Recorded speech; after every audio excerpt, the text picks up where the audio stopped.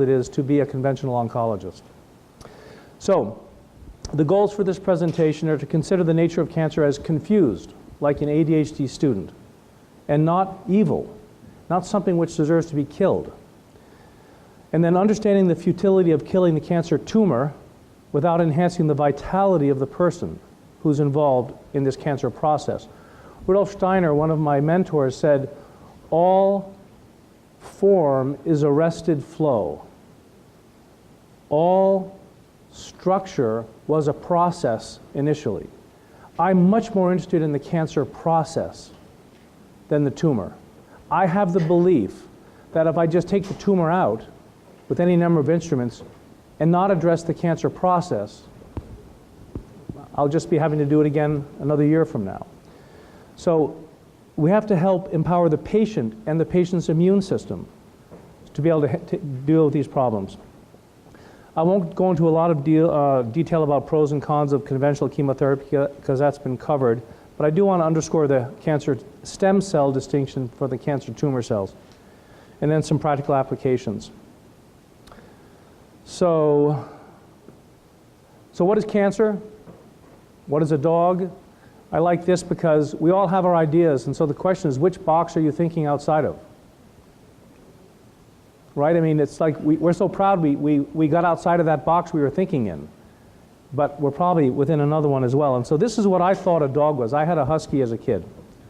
And this was a dog, and if someone showed up with one of those little yappy things, it didn't really make it as a dog until my daughter got one, and you fall in love. And I realized that my whole concept of what a dog was changed. And I would hope that we can look at things like cancer and cancer process in a different way, not with fear. It was a beautiful, one of the speakers just now was talking about you can't have a healthy parasympathetic regenerative physiology if you're in fear. So why the war? So what means cancer? Is it aggressive? Rudolf Steiner said it is not aggressive. It simply moves into vacant spaces. Or is it confused? Should we kill the cancer, or should we maybe doctor the cancer? You know, since when did doctors become killers? What's this about? So let's consider that metaphor. Malignancy, Rudolf Steiner said, malignancy is an antisocial expression on the cellular level which is free from any higher level of integrated control. Similar to the slide that Rick showed. It's interesting, but this is a paraphrase of Steiner, that it's not a bad cell, it's just disintegrated. And the doctor has the opportunity to reintegrate the process. So should these kids be hit or should they be taught, right? Are these kids the problem, or is there huge potential here? Well, maybe 4 out of 5 are okay, but that middle one, I don't know. All right, now we all know this. I'm a farmer as well as a beekeeper up in Washington, and you know, if the plant is sick, you treat the soil. So now we're talking about the epigenetics. We're talking about the context, perhaps the psychosocial context that the patient's experiencing. When a child is misbehaving, very few people will blame the 4-year-old, right? I mean, it's a parental process. It's something else going on, vaccines or what have you, but it's rarely the child. So when you discover cancer, don't treat the cancer cell, treat the cancer process. This is what Steiner pointed out, that nature abhors a vacuum and cancer will grow into a empty space. So we're in Texas, so we're not in a homeopathic state per se, but of course Hahnemann taught us that one of the classic rules of homeopathy is the symptom is a healing gesture. Why have we forgotten that the tumor, a symptom of a cancer process, why have we forgotten that that tumor is actually a healing gesture? There's a wisdom in tumor formation. It'd be better to prevent it. But the body detoxifies 99% of it and concentrates the process in one area. There's a wisdom there. So just the way every town when I grew up had a garbage dump, and if you shut down Farmer Jones's garbage dump, Either the stuff accumulates on the front lawns of everybody, or you find another garbage dump. So when you cut off the right breast because of a breast cancer, and you do nothing about changing your ecology, the body will find another garbage dump. And it's so tragic when we get the patients who the conventional doc said, you know, you're cancer-free, and then, you know, they start to have bone pain and back pain. They see a chiropractor for 6 months, and by the time they get an x-ray, the breast cancer is metastatic throughout the bones. That's because no one's paying attention to the cancer process. Here's a mushroom outside of my house. If I knocked that off with a sledgehammer, would anybody believe I've cured that tree of fungus? No, you don't get the fungus presenting like this until it's a systemic process. And so, if we're going to remember what Hahnemann talked about, it's a symptom is a healing gesture, let's not kill the messenger. Let's figure out what the cancer is trying to say to us. I'm going to zip through this, pardon me, because of time. It's available on the website, weeksclinic.com, but I want to get to the cancer stem cells. This is the slide that Rick showed, but I'm just adding number 5. Ideally, you would want to doctor the cancer stem cells and not just the cancer tumor cells. Now, I'm not talking about these stem cells.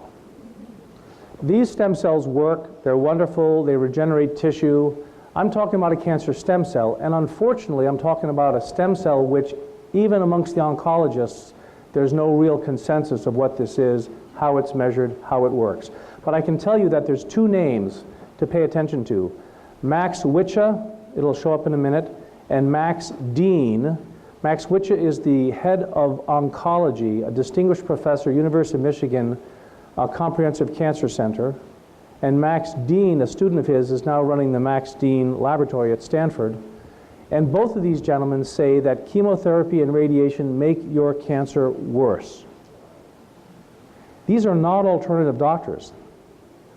They would love coming to a conference and meeting us because we are kindred spirits in that sense, but they are blue blood conventional oncologists, and they say chemotherapy and radiation will make your cancer worse. The problem is there's a revolution in oncology today.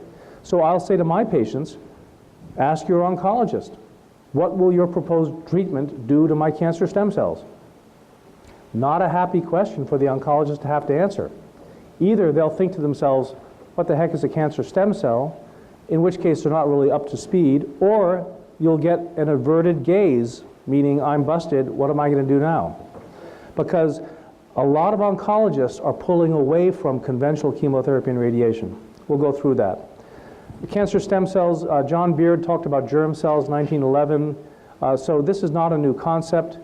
But in 1994, people started to pay good attention to it. There are a lot of ideas about which cancers follow the model and some which don't. Dogmas are being created at a furious rate. I love that. With ideas that people find intuitively attractive getting repeated to the point that nobody remembers that they've never actually been tested. So there's a confusion in the realm of oncology. But what is cancer again? It's an unregulated, proliferating process. And a tumor is, according to the research in this area, less than 1% of a tumor is dangerous cells. Is anybody surprised by that? I was kind of astonished. You know, here we are, the doctor says, look, here's your x-ray, your cancer is now, from a month ago, the cancer is half the size it was. Well, Max Wicha says that's when you run. He says when you kill the tumor cells, like any other, again, I'm going to remind you, this is all happening in the context of a miraculous, fearfully and wonderfully made human organism. The human organism is much smarter than doxycycline. So when the human organism, when the cancer tumor cell is attacked and there is tissue damage, there's an interleukin, a cytokine, interleukin 8, which is released, and that's a messenger, an SOS that says, I am being released from damaged tissue. Just like if I were to kick in the shin bone would release interleukin 8. I am being damaged, says this tissue. Are there any stem cells out there that are available to come and make more shin bone?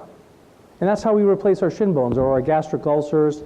because we have these inflammatory cytokines which go out and say, I've been damaged, anybody willing to come and repair me? Here comes a bunch of cancer, a bunch of stem cells, and en route they say, here we come, we're here to help repair your damaged tissue. By the way, what are you? Oh, I'm a shin bone. Oh, good, we can do that. Oh, I'm an adenocarcinoma of the pancreas. Oh, we can make more of that. This is what's happening. It's like kicking a hornet's nest. When you kill the tissue, the body is smarter than you and will make more of that tissue, unless you go after the cancer stem cells.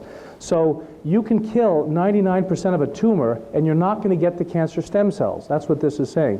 When I did research at Mass General, I was working with cancer in mice, and I was transplanting parathyroid glands, and we would also transplant tumors, and it was shocking how low the effective take was.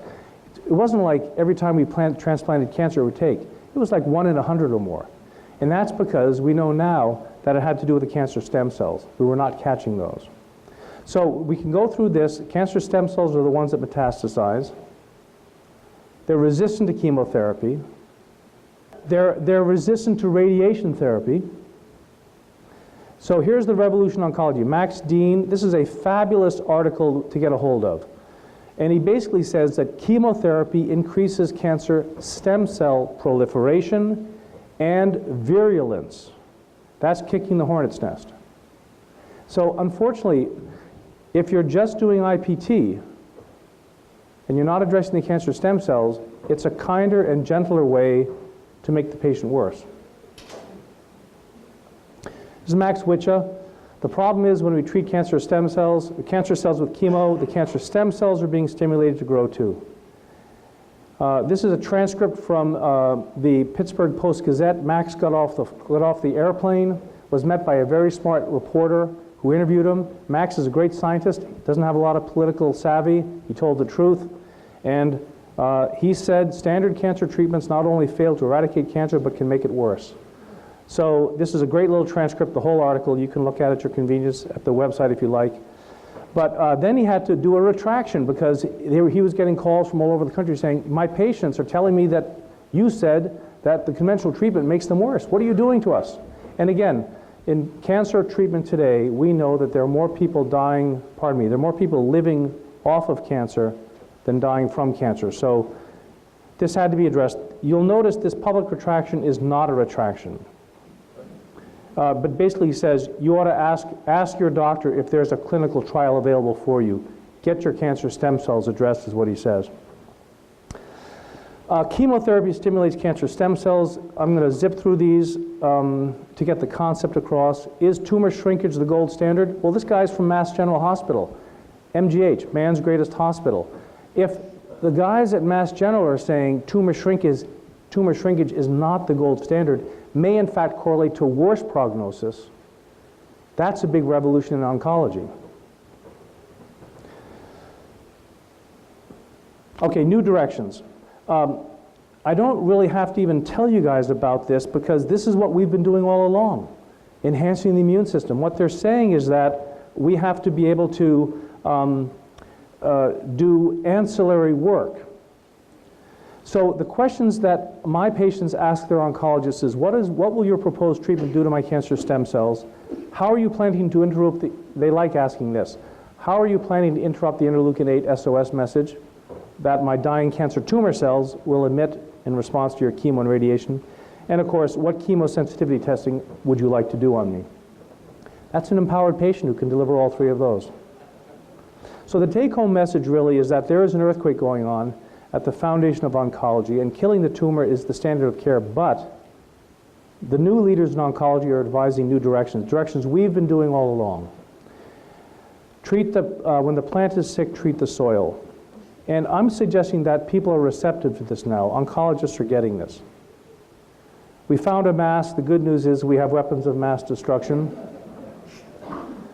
So what are we going to do? It's the adjuvant therapies. And this is where I think this group in this room gets credit for really taking the IPT we learned a decade ago and moving it forward, the adjuvant therapy work. Corrective medicine, basically, when your car breaks down, you have a choice. You can call a tow truck, i.e. take medicines, take something synthetic. You can fix the problem by relying upon something else, or when your car breaks down, you can fix it. It's either you're out of gas or the flat tire. Patients understand this. The reason they're coming to us is because they want to correct the problem. So I talk about taking down the cancer welcome sign. Nothing new for us in the audience. Eliminate toxins and such. I talk about the foundation of health is nutrition, exercise, and managing your thoughts. I call that the safety net. I talk about soul food. Someone was mentioning chocolate cake. I'm a great fan of chocolate cake, as long as it's eaten by the patient without any guilt and with a sense of appreciation, and in moderation. But there's health food, of course, and there's soul food. Soul food is good for the soul, but bad for the body, typically. We know about exercise and thought, psychoneuroimmunology, because of the time component here. But let's look at this. Chemopotentiating agents. This is big news now in oncology. Aspirin is coming on strong. If you just search cancer stem cells and aspirin, you'll see that aspirin goes after cancer stem cells. Metformin goes after cancer stem cells. I'll give you some references here. Sulforaphane does. Fasting. What have the Perez-Garcia family been doing for almost 70 years? They've been treating patients with chemotherapy in a fasting state. Just fasting potentiates chemotherapy. Metformin, for reasons in addition to the fasting. Insulin, of course. It's nice to know that the MD Anderson and the George Washington University also understand this insulin process. That's an IPT process. I'll skip that. Fasting can actually make cancerous cells more susceptible to chemotherapy. There's the reference. Here's a wonderful quote for those who have trouble fasting. Stop eating while still hungry, and do not continue until you are satisfied. Sulforaphane, again, for the references, it's on the website. A lot of good research on that. I'm a great fan of fermented soy. It's a substance which has a huge amount of research behind it. In 1991, there was $20 million spent to determine what aspects of food were anti-cancer. And they came up with 5 criteria of foods, of 5 aspects of food which are anti-cancer. All 5 are present in the soybean. Curcumin, proteolytic enzymes, vitamin C and K3. Vitamin C also enhances, potentiates chemotherapy. That's